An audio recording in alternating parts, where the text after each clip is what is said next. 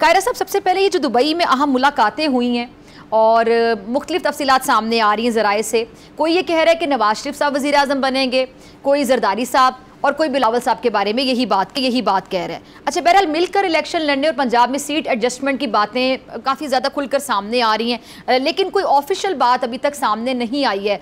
ये बहुत जल्दी है, लेकिन फिर भी मैं आपसे जानना चाहूँगी कि निगरान सेटअप और आइंदा इलेक्शन को लेकर कोई मामला जो बिल्कुल तय पा गए हों, जो आप आज प्रोग्राम में बताना चाहें।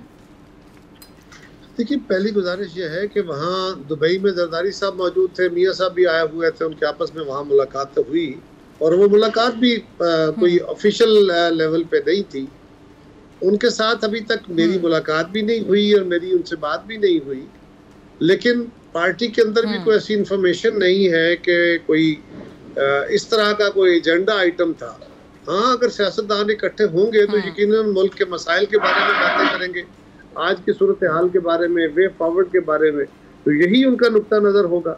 लेकिन क्या गुफ्तगू हुई, कोई नतीजा निकला, कोई उससे ये हमारे इल्म में नहीं। ठीक है। अच्छा, फिर वहाँ पे नवाज शरीफ साहब ने एक बात ये भी की कि जब हमारी हुकूमत आएगी तो महंगाई ख़त्म होगी, तो ये भी बड़ा सवाल जहन में आता है कायरा साहब कि अभी फिर हुकूमत किसकी है? मुझे नहीं पता जी, मियाँ साहब ने ऐसी कोई बात की है कि नहीं, मेरे इल्म में तो नहीं। और अगर की है तो फिर इसकी आपको क्या समझ आती है? अगर की है तो अगर के ऊपर मैं बात ही नहीं करता जी, ये सपोजिशन पे बातें नहीं होती। ठीक है। अच्छा कायरा साहब, ये जो IMF के हवाले से बातें हो रही हैं, डील का जो क्रेडिट है वो वज़ीर आज़म को दिया जा रहा है, बहरहाल क्रेडिट उनको जाता है।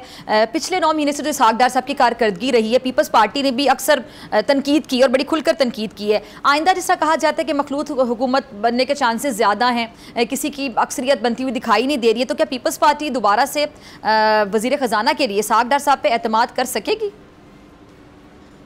ये भी मफरूजों पे मबनी सवाल है। ये जो मफरूजे होते हैं ना जी, इन पे सवाल बड़ा मुश्किल होते हैं, टेढ़े होते हैं बड़े, इसलिए कि मफरूजे का आजकल तो चल रहा है वो मफरूजों पे चल रहा है। क्या कहेंगे आप? कुछ क्लियर समझ तो आ नहीं रहा कायरा साहब। मैं मफरूजों पे कम इन्हिसार करता हूँ जी, इसलिए कि मफरूजे पे मबनी सवाल जो है वो गायब हो जाता है और जवाब, क्योंकि वो भी मफरूजा होता है, लेकिन उसको हकीकत के तौर पे लेके उसके ऊपर बहस शुरू हो जाती है।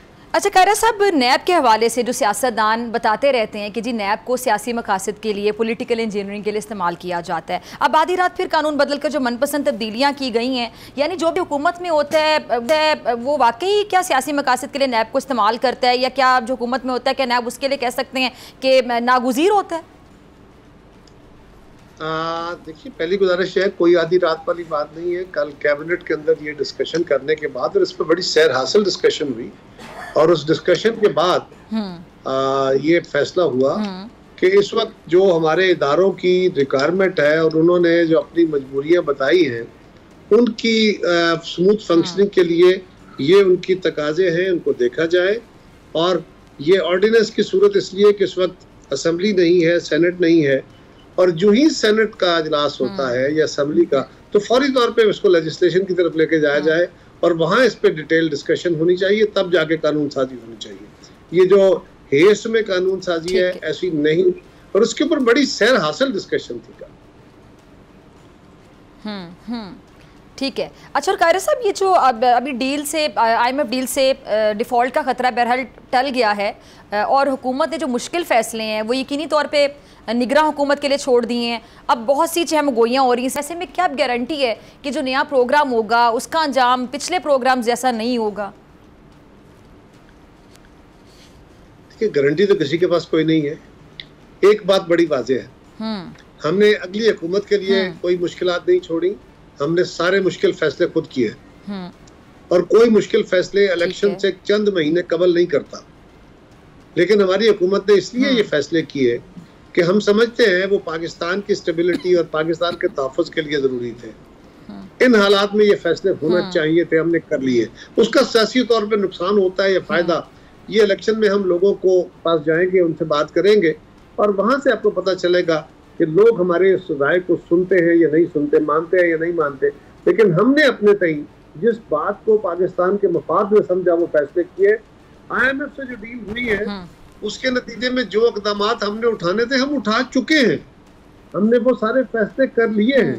इससे एक तो बेहतरी ये हुई कि कल स्टॉक मार्केट में बहुत बड़ी रिकॉर्ड हाइट में उसमें गई है और डॉलर की जो प्राइस है उसमें कमी आई है, रुपीज स्ट्रांग हुआ है। इसी तरह लोगों का जो इत्मीनान है वो बहाल हो रहा है। लेकिन ये कोई बहुत बड़ा काम नहीं है। अभी यकीनन इससे बहुत बेहतरी आई, लेकिन ये कोई हतमी तौर पे हमारी बेहतरी का सामान नहीं है। और कर्ज मिल जाना कोई बड़ा काम भी नहीं है, हालांकि ये मुश्किल काम था, बहुत मुश्किल काम था इन हालात में कर्ज मिलना भी, लेकिन उसके ऊपर फख्र करना, खुशी मनाना कोई बड़ा काम नहीं है। लेकिन हमें उसके लिए कल वज़ीर आज़म ने भी कहा कि हमें अपने आइंदा मुस्तकबिल के लिए ये देखना होगा कि हमारे जो आइंदा का हमारा रवैया है, कौमी रवैया, इदारा जाती रवैया, वो क्या है। अगर हम इन इक़दामात से पाकिस्तान को आगे ले जाने के लिए वो फैसले करें जिस तरह हमारी हुकूमत ने किया है, और कल जिसकी भी हुकूमत आती है वो इसी फैसले को करे और मुशावरती अमल से पाकिस्तान को आगे बढ़ाने की कोशिश करे और सब लोग अपने अपने आईनी दायरे के अंदर रहें, तो यही पाकिस्तान को वे फॉरवर्ड के तौर पर आगे लेके जा सकता है। अगर आपको ये वीडियो पसंद आई तो सब्सक्राइब करें और बेल आइकन पर क्लिक करें। बड़ी ईद की बड़ी खुशियां, बोल ने निभाई अपनी सहाफती जिम्मेदारियां। कराची में ईद उल अज़हा के मौके पर लियाकताबाद टाउन ऑफिस के साथ ही आलाइशों का ढेर लग गया है। सिंध सॉलिड वेस्ट मैनेजमेंट की टीम भी वहां पर मौजूद है।